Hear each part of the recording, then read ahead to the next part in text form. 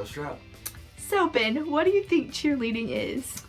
Cheerleading to me is a bunch of girls who can't play any other sport, so they choose cheerleading, and they sit on the sidelines in football games, and especially at basketball games, they sit on the sidelines and just annoy the fans and get in the way. Okay, so you do not think cheerleading is a sport.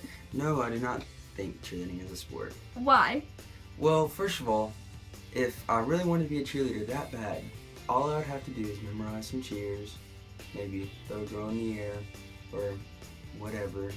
It's just not that physically demanding like other sports. Okay, thanks.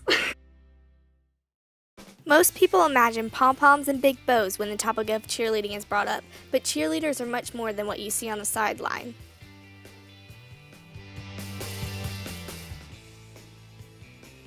The simple definition of a sport is a contest or game in which people do certain physical activities according to a specific set of rules and compete against each other. Competition cheerleading meets these requirements. According to the Women's Sports Foundation, there are 4 components that make up any sport.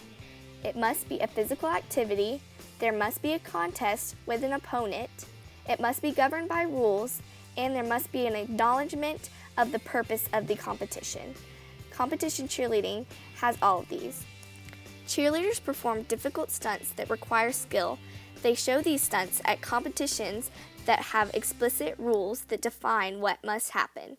There is also an acknowledgement of the sport, as some competitions are broadcasts on ESPN like other sports. Hey, I'm Erica Reed, and I did competition cheer my freshman year. Erica, do you think that competition cheer is a sport? And why? Yes, because we spend just as much time practicing and conditioning just like every other sport does, and we put so much hard work and effort into it. What does competition cheer demand of a person? Well, we have practice about 4 days a week for about 2 to 3 hours each day, and also on our own time we have to condition, and we condition at practice as well as going over stunts and other stuff. And we also have to have tumbling practice every single week.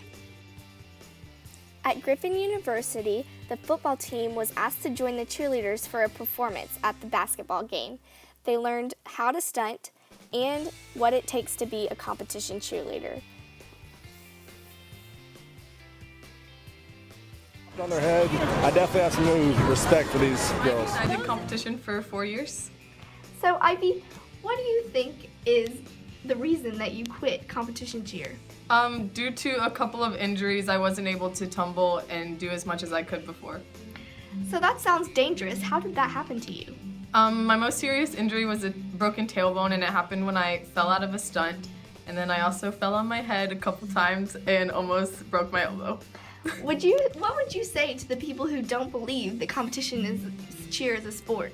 I would just say that they should come watch practice and see how much dedication is put into it and how much effort it takes to become a good squad.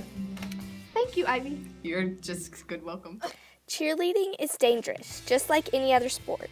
Research shows that major fractions of sports-related injuries are from cheerleading. Cheerleading is not easy and requires focus and can have catastrophic results.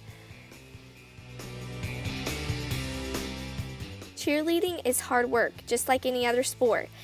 It requires you to be strong and in shape. Most cheerleaders condition at every practice. All should grow in appreciation for others and their hard work, as the activity contains all the components of a sport: coaches, players, skills that you must perform, and a competition to exhibit their skills. Those who disagree do not fully understand the extent of the physical exertion of cheerleaders and the difficulty of what they do. The stereotype of the typical cheerleader is not what the reality is.